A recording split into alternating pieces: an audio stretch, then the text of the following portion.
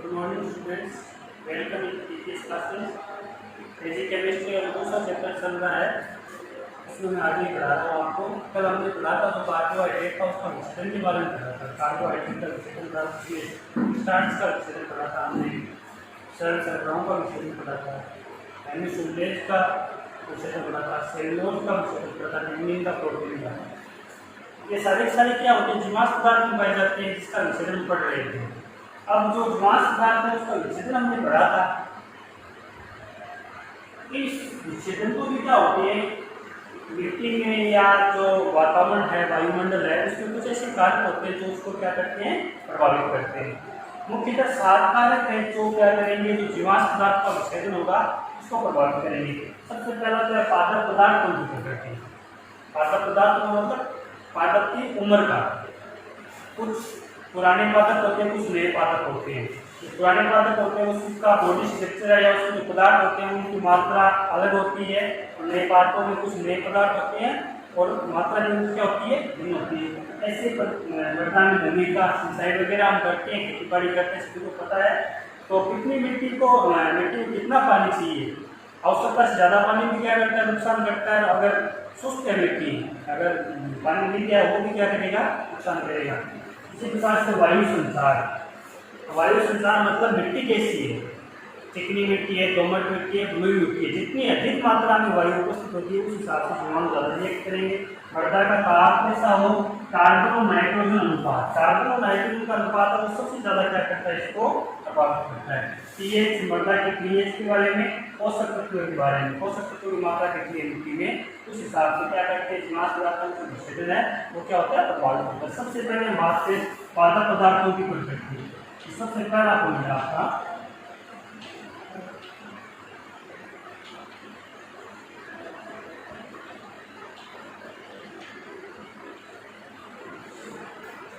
पादप पदार्थों की प्रकृति से अगर हम बात करें तो जो पुराने पादप होते हैं,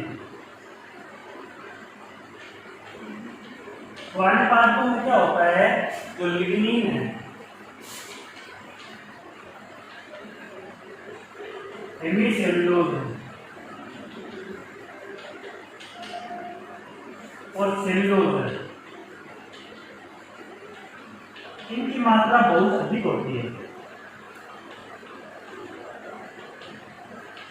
तो कल मैंने आपको बताया था, इसी वीडियो में बताया था आपको कि जो लिग्निन, हेमिसेलुलोज, सेलुलोज है, इनका विच्छेदन बहुत ही क्या होता है, कम या मंद गति से होता है। तो जो पुराने पादप होते हैं उनकी तुलना में जो नए पादप या जो सरस पादप होते हैं, सरस मतलब एकदम ताजा जो पादप क्या है, उगे हैं या जो निर्मित हुए हैं, उनमें क्या होता है, विच्छेदन इजीली हो जाता है। जीवाश्म पदार्थों का विच्छेदन क्या हो जाता है, इजीली हो जाता है। उसका रीजन क्या है, पुराने पादपों में लिग्निन, हेमिसेलुलोज, सेलुलोज इनकी मात्रा अधिक होती है, इनका विच्छेदन क्या होगा, कम होगा। जबकि जो सरस पादप होते हैं उसमें क्या होता है, जल में विलय नाइट्रोजन अधिक पाई जाती है। इसमें किसकी मात्रा अधिक होती है, जल विलय नाइट्रोजन की मात्रा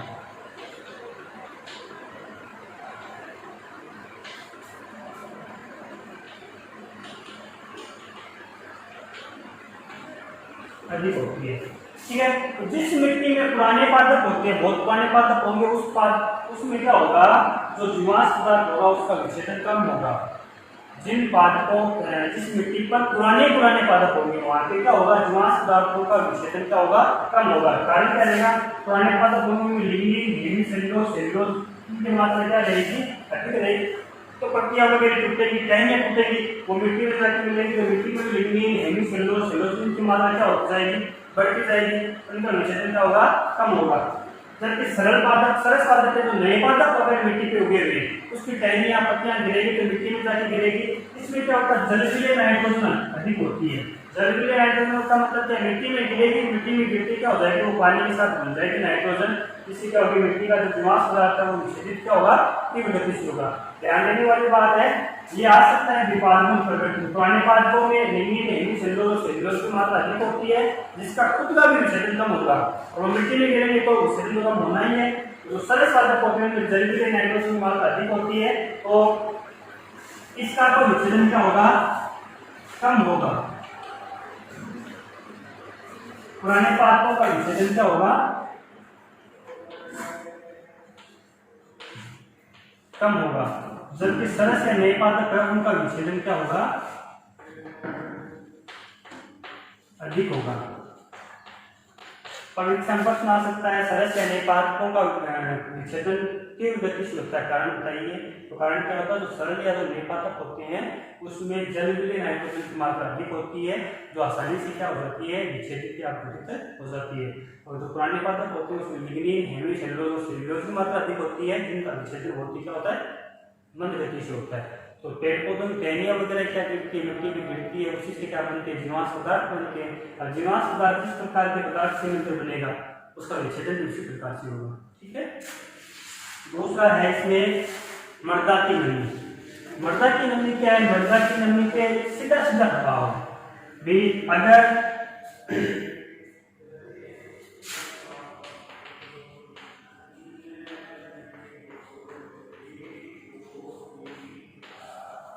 मृदा नमी, जल धारण क्षमता, एक निश्चित आयतन में क्या होती है, मिट्टी है वो एक निश्चित मात्रा में जल का क्या करती है, विशोषण करती है, वो उसकी जल धारण क्षमता कहलाती है।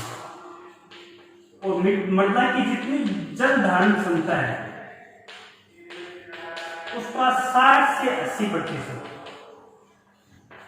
मतलब मिट्टी में क्या होता है, हम बारिश के टाइम पे देखते हैं कि जब पहले बारिश स्टार्ट होती है तो लगातार मिट्टी क्या करती है, पानी को सोखती रहती है, काफी टाइम तक क्या करती है, वो पानी को सोखते रहती है। लेकिन एक निश्चित समय के बाद क्या हो जाता है, मिट्टी दलदली होनी स्टार्ट हो जाती है। दलदली कब होनी स्टार्ट हो जाती है, जब मिट्टी के द्वारा क्या जल का अवशोषण क्या हो जाता है, कम हो जाता है। फिर कुछ समय के बाद में क्या देखते हैं, मिट्टी के ऊपर से पानी बहना स्टार्ट हो जाता है। इसका मतलब है अब मिट्टी के अंदर जो जल सोखने की या शोषण करने की जो क्षमता वो खत्म हो गई है, अब मिट्टी के ऊपर क्या पानी बहना स्टार्ट हो जाता है। तो जितनी मिट्टी जल धारण कर सकती है उसका 60 से 80% अगर उस मिट्टी में पानी है तो वो क्या रहता है, जीवांश पदार्थों के विच्छेदन के लिए सबसे बेस्ट कंडीशन रहती है। सबसे बेस्ट कंडीशन है ये, सबसे अच्छा विच्छेदन होता है इसमें। सबसे अच्छा विच्छेदन कब होगा, जब मिट्टी की जितनी जल धारण क्षमता है उसके 60 से 80% क्या उसमें जल उपस्थित है, तो उसका विच्छेदन क्या होगा, अच्छा होगा। अगर मिट्टी शुष्क है, सूखी मिट्टी में भी जो जीवांश पदार्थ है उनका विच्छेदन क्या होता है, ना के बराबर या बहुत ही कम होता है। जबकि अधिक नमी है, अगर मृदा में जल की मात्रा बहुत ज्यादा, नमी बहुत ज्यादा है, तो भी क्या होगा, जीवांश पदार्थों का विच्छेदन बहुत कम होगा। पानी की एक उपयुक्त जो कंडीशन अप्लाई की गई वो ये है कि मिट्टी जितनी जल ग्रहण कर सकती है, जल धारण कर सकती है, उसका उसमें 60 से 80% जल होगा। उस टाइम पे अगर मिट्टी में कोई जीवांश पदार्थ होगा तो उसका विच्छेदन सबसे अच्छा होगा। तीसरी बात है वायु संचार। वायु संचार का मतलब है, अब हम पढ़ रहे हैं कि विच्छेदन के बारे में पढ़ रहे हैं, विच्छेदन के बारे में पढ़ रहे हैं तो हमें पता है कि विच्छेदन है वो कर कौन रहा है, सूक्ष्म जीव तो कर रहे हैं। विच्छेदन का कौन विच्छेदन करते कौन है, सूक्ष्म जीव करते हैं, ठीक है ना। और जो सूक्ष्म जीव है उनको जीने के लिए किसकी आवश्यकता होती है, सभी जीवों को श्वसन के लिए ऑक्सीजन की आवश्यकता रहती है। और जो ऑक्सीजन होती है वो मोस्ट टाइम किससे प्राप्त करते हैं, वायु से प्राप्त करते हैं। तो आपको पता होना चाहिए कि जिन मिट्टी में वायु की मात्रा ज्यादा होती है, वायु की मात्रा अधिक होती है, उस समय जीवांश पदार्थों का विच्छेदन क्या होता है, अच्छा होता है या अधिक होता है। विच्छेदन क्या होगा, अधिक होगा, ठीक है। जैसे दोमट मिट्टी की बात करें, दोमट मिट्टी में क्या होता है, वायु की मात्रा अधिक रहती है। इसकी तुलना में चिकनी मिट्टी की तुलना में, चिकनी मिट्टी होती है उसमें वायु की मात्रा क्या है, कम है, ठीक है। दोमट मिट्टी में जो वायु की मात्रा वो अधिक होती है, चिकनी मिट्टी में क्या होती है, वायु की मात्रा कम होती है। तो दोमट मिट्टी में क्या है, विच्छेदन अच्छा होता है, विच्छेदन ज्यादा होता है या तीव्र गति से होता है, विच्छेदन तीव्र गति से होता है। उसका कारण है दोमट मिट्टी में वायु की मात्रा अधिक रहेगी तो जो सूक्ष्म जीव है, बैक्टीरिया है, एक्टिनोमाइसीट्स है, जितने भी छोटे सूक्ष्म जीव है उनको क्या करते हैं, क्रिया करने के लिए, विश्वसन क्रिया तो सभी जीव करते ही हैं, श्वसन क्रिया के लिए उन्हें ऑक्सीजन की आवश्यकता होती है, जो ऑक्सीजन होती है वो उनसे वायु से प्राप्त होती है। तो दोमट मिट्टी में चिकनी मिट्टी की तुलना में विच्छेदन की गति क्यों होती है, क्योंकि दोमट मिट्टी में वायु अधिक मात्रा में पाई जाती है। इकाई आयतन की बात करें तो दोमट मिट्टी में इकाई आयतन में चिकनी मिट्टी के इकाई आयतन की तुलना में जो ऑक्सीजन या वायु की मात्रा वो अधिक होती है, ठीक है, जिससे जो सूक्ष्म जीव है वो आसानी से क्रिया कर सकते हैं, जिससे विच्छेदन की गति क्या होगी, तीव्र होगी। फिर बात करें हम मृदा ताप की, चौथा पॉइंट है मृदा ताप।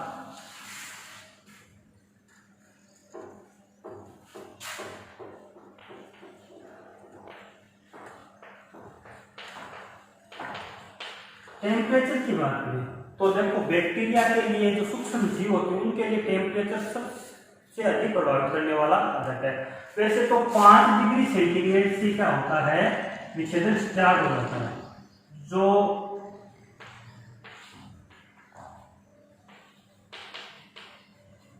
बैक्टीरिया सूक्ष्म जीव होते हैं, जीवाणु होते हैं, वो 5 डिग्री सेंटीग्रेड भी क्या कर देते हैं, जीवाश्म पदार्थों का विच्छेदन प्रारंभ करते हैं। और जैसे जैसे ताप बढ़ता जाता है, जैसे जैसे ताप बढ़ेगा वैसे वैसे विच्छेदन की गति क्या होती जाएगी, तीव्र होती जाएगी। एक स्टैंडर्ड टेम्परेचर 30 से 40 डिग्री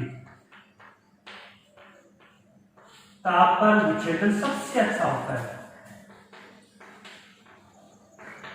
विच्छेदन सबसे अधिक क्या होता है, तीव्र होता है। 5 डिग्री सेंटीग्रेड से क्या होता है, जो विच्छेदन की क्रिया है वो जीवाणुओं के द्वारा प्रारंभ हो जाती है। 5 डिग्री के बाद जैसे जैसे ताप बढ़ता जाता है वैसे वैसे विच्छेदन की जो गति है वो क्या होती जाएगी, तीव्र होती जाएगी। लेकिन 30 से 40 डिग्री टेम्परेचर पर क्या हो जाती है, मैक्सिमम हो जाती है। अब 40 डिग्री से ऊपर जब टेम्परेचर जाता है तो फिर विच्छेदन की गति में कमी आती है।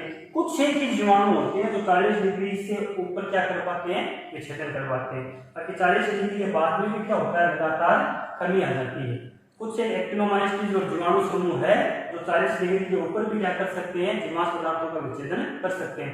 लेकिन जो स्टैंडर्ड टेम्परेचर है वो 30 डिग्री से 40 डिग्री है। और 5 डिग्री से क्या हो जाता है, जीवाणु और विच्छेदन की क्रिया स्टार्ट कर देते हैं। जैसे जैसे 5 डिग्री से टेम्परेचर बढ़ता जाएगा वैसे वैसे लगातार क्या होगा, विच्छेदन भी बढ़ता जाएगा। लेकिन आपसे अगर पूछा जाए किस ताप के ऊपर जीवाणुओं के द्वारा जीवाश्म पदार्थों का विच्छेदन सबसे अधिक या तीव्र गति से किया जाता है, तो टेम्परेचर 30 डिग्री से 40 डिग्री। टेम्परेचर का प्रभाव पूछते तो आप क्या लिखोगे, 5 डिग्री सेंटीग्रेड से क्या होते हैं, जीवाणु विच्छेदन क्रिया प्रारंभ कर देते हैं। और 5 डिग्री सेंटीग्रेड के ऊपर जैसे जैसे लगातार ताप बढ़ता है वैसे वैसे जीवाणुओं के द्वारा विच्छेदन की क्रिया में गति आती है। लेकिन 30 डिग्री से 40 डिग्री के बीच में विच्छेदन की क्रिया एकदम मैक्सिमम होती है, अत्यधिक तीव्र होती है। 40 डिग्री से ऊपर जैसे ताप जाता है तो विच्छेदन की क्रिया में कमी आ जाती है। उसके बाद में क्या होता है, कुछ एक विशेष एक्टिनोमाइसीट्स जीवाणु फंजाई के जो समूह होते हैं वो विच्छेदन कर पाते हैं। नेक्स्ट है कार्बन नत्रजन अनुपात, 5वां पॉइंट है इसका।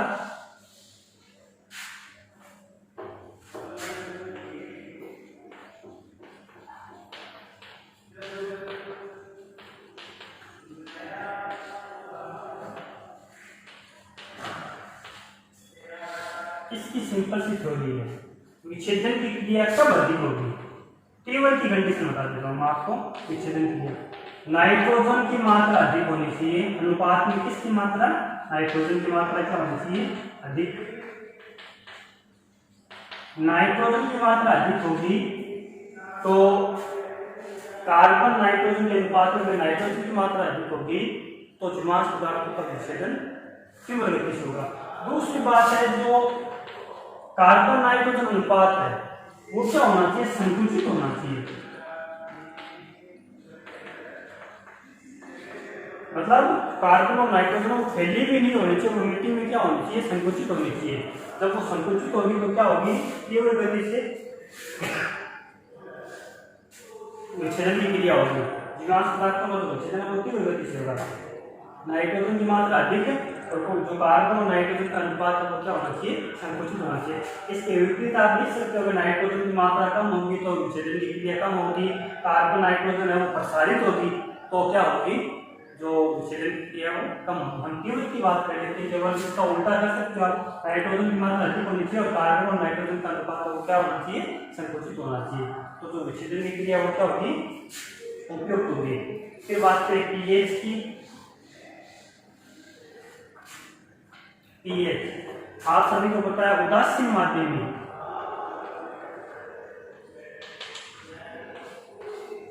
उदासीन मतलब पीएच कितना हो, 7। पीएच का मान जब 7 होता है तब क्या होते हैं, सभी जीवाणु, बैक्टीरिया, एक्टिनोमाइसीट्स सारे क्या करते हैं, तीव्र गति से विच्छेदन करते हैं। मतलब किस पीएच पे 7.0, ये उदासीन पीएच है।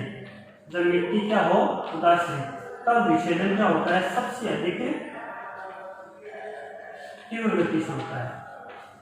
ठीक है, अगर मिट्टी अम्लीय हो जाती है तो भी विच्छेदन की क्रिया क्या हो जाएगी, धीमी हो जाएगी। और अगर मिट्टी क्षारीय हो जाती है तो भी क्या हो जाती है, जो मिट्टी है विच्छेदन की क्रिया क्या हो जाती है, कम हो जाती है। अगर मिट्टी अम्लीय है तो हम उसमें चूना मिला सकते हैं, ठीक है, और अगर मिट्टी क्षारीय है तो हम उसमें कोई अम्लीय पदार्थ मिलाकर क्या कर सकते हैं, उसको उदासीन कर सकते हैं। लेकिन ध्यान रखने वाली बात क्या है, कौन सी पीएच पर विच्छेदन की क्रिया सबसे अधिक होती है, वो पीएच है 7.0।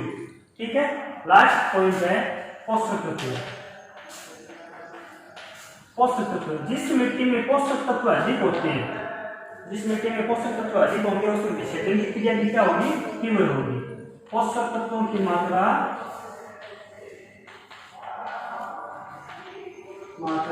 जिस मिट्टी में क्या होती है, अधिक होती है, वहां विच्छेदन भी क्या होता है, तीव्र गति से होता है।